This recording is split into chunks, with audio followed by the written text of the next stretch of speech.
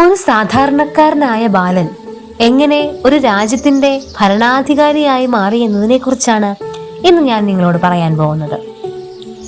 യോസെഫ് എന്ന പേരുള്ള ഒരു ബാലനെ കുറിച്ചാണ് ഞാൻ നിങ്ങളോട് പറയുന്നത്. യോസെഫിന്റെ പിതാവിന്റെ പേരായിരുന്നു യാക്കോബ്.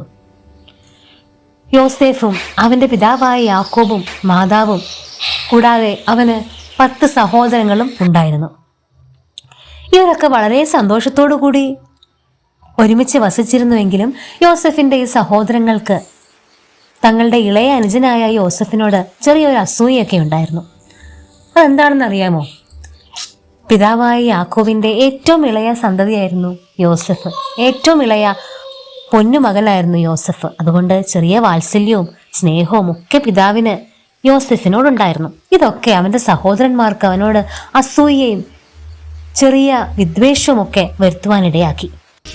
ഇവർക്ക് ധാരാളം ആടുമാടുകൾ ഉണ്ടായിരുന്നു. ഒരു ദിവസം യോസെഫിന്റെ സഹോദരന്മാർ ആടുകളെ മേയ്ക്കാനായി അങ്ങ് ദൂര സ്ഥലത്തേക്ക് യാത്ര ചെയ്തു. അങ്ങനെ യാത്ര ചെയ്ത് ഒരുപാട് ദിവസം കഴിഞ്ഞു.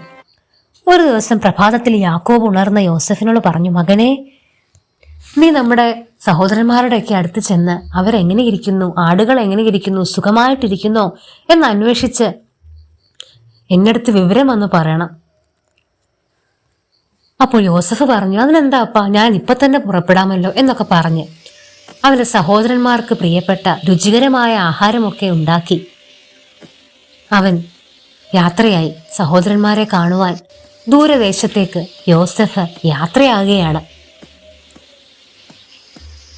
ഇതിന്റെ അടുത്ത വീഡിയോയുമായി ഉടനെ വരും. അടുത്ത വീഡിയോ കാണുവാൻ ഞങ്ങളുടെ ഈ ചാനൽ ഒന്ന് സബ്സ്ക്രൈബ് ചെയ്യുക, ലൈക്ക് ചെയ്യുക, ഷെയർ ചെയ്യുക, കമന്റ് ചെയ്യുക.